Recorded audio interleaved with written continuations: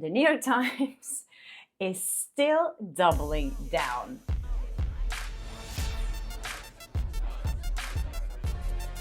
Hi and welcome to Flaa Times. I'm Flaa, and here on my channel I talk about my good and bad experiences with Hollywood, with celebrities, and working as an entertainment reporter. I cannot believe what I just listened to. So, the New York Times, The Daily, the podcast, just released a new episode where they're interviewing themselves.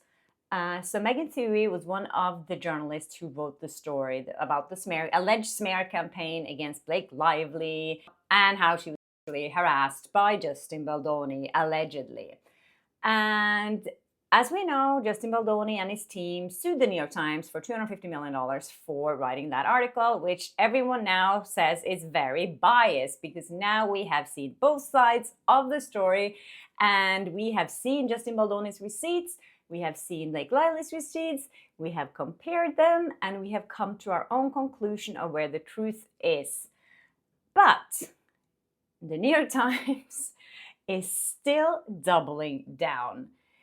In this episode of The Daily, where they interview the journalists from their own newspaper, one thing which is kind of really disturbing to me is that I've been interviewed by so many people because, as you know, I ended up in the New York Times in that article where they insinuated that I had taken part in that alleged smear campaign.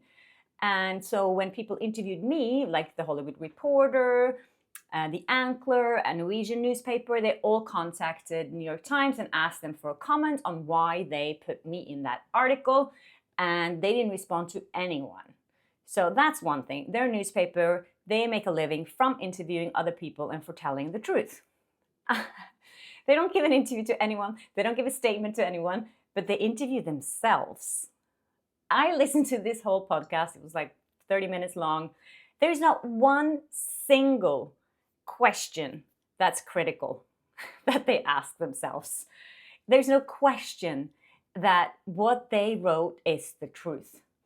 And I find it so interesting that they don't even mention me. They know that I contacted them after they wrote it and said, why didn't you contact me? Why didn't you ask me for a comment on this? Why did you put my name in that article?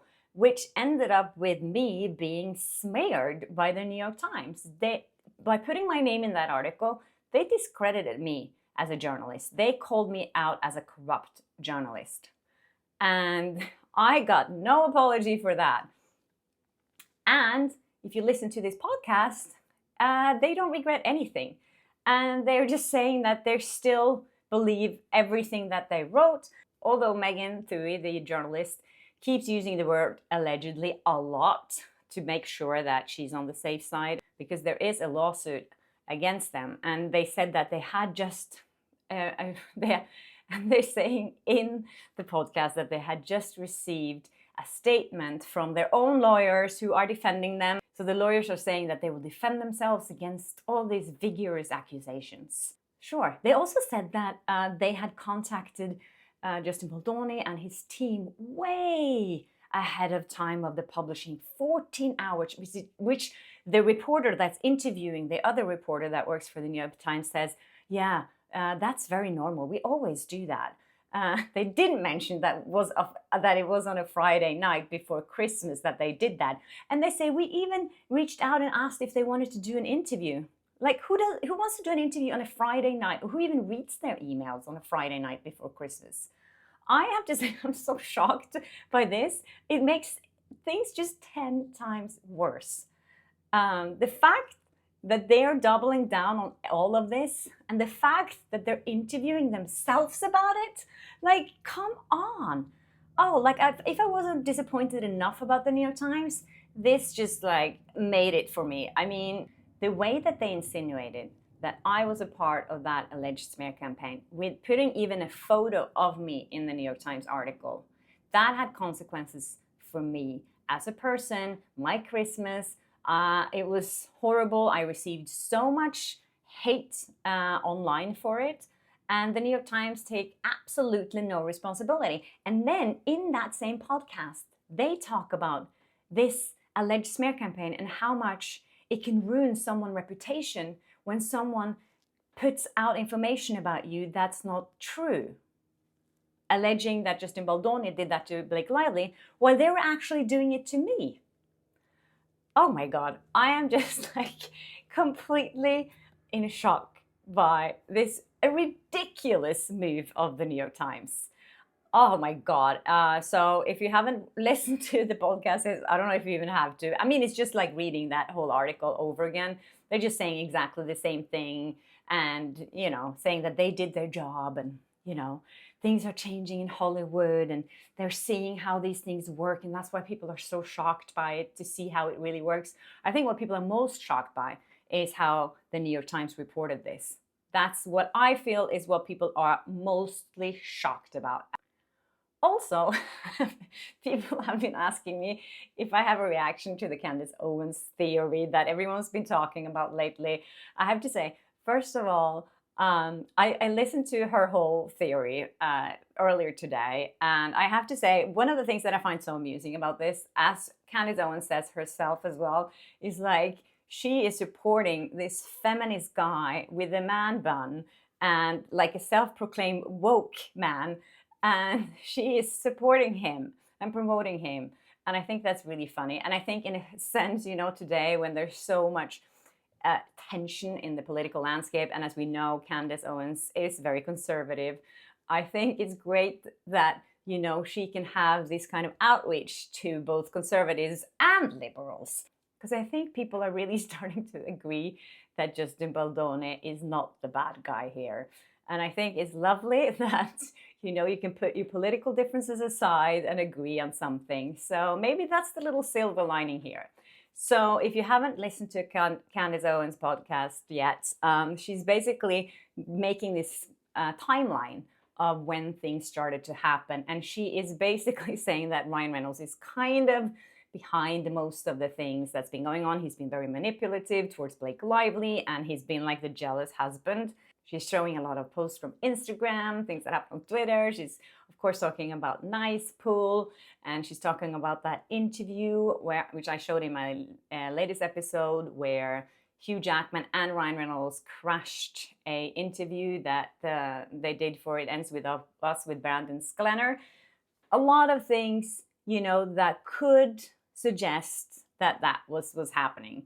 I think, if I'm going to give my honest opinion about her theory, I would say that we have to be really careful with buying the narrative, because I think we saw what happened when New York Times created their narrative based on text messages and emails that they cherry-picked. And I think what's happening, what Candace Owens is doing, is she's also finding evidence here and there and then creating a narrative from that. And I think that's why we have to be careful with these things, because you can create so many different narratives based on things if you put them in the right order. And I have to say, when I listened to her, it all seems very, very trustworthy. And it did make me think, is that really what happened? But then again, I think it's a little too far-fetched, I have to say. For the way I see it, I think Blake Lively is much more involved. And I think what they did on social media, planting these little Easter eggs of these little attacks on Justin Baldoni, that none of us at the time realized was a dig at him.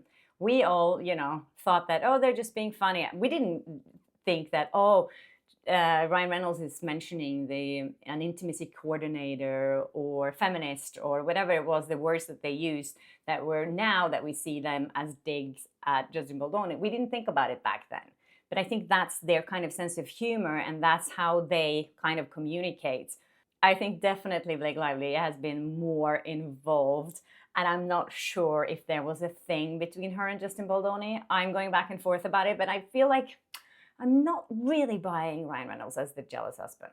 I don't really see it. I need to see more proof of that, which I hope that we can all get when Baldoni's team is releasing all the texts and emails that he's planning to do on this website that he's talking about. Candace Owens also really attacks Brandon Sklenar, which I get it.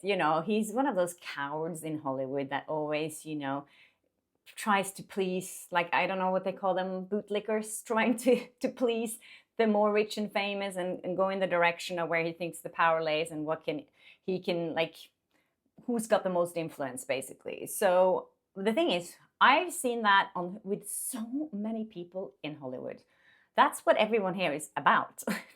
No one ever takes a stand against anything if they think that it could hurt their career or, you know, take away their power or whatever. I experienced this firsthand, especially when I sued the Golden Globes. I don't know if you've seen that video yet. I will link it in the description so you can watch it. Basically, I sued the Golden Globes for discrimination, for antitrust, and for corruption.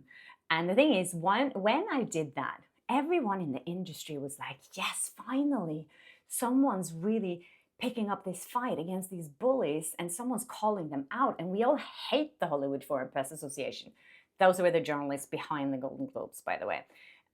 So everyone was really supportive, but not in public. Only when I met people, they were like, yes, you did it. We're so happy you did that. Finally, we can have some change and we're so tired of these people. And then what happened was that the industry started boycotting them without really saying anything in public that much, except Tom Cruise, who gave back his Golden Globes in a protest. But I think most people realized that the reason why he did that was because he hated them so much, because they were always asking him about Scientology in press conferences and he didn't want that. So that's what I think. But anyways, the Golden Globes was taken off the air and everyone was like, yeah, we need change. Great. But then they were like, oh, but there's so much money in the Golden Globes. We don't want them to be taken off the air. We're going to take them back. And then they were sold to a billionaire.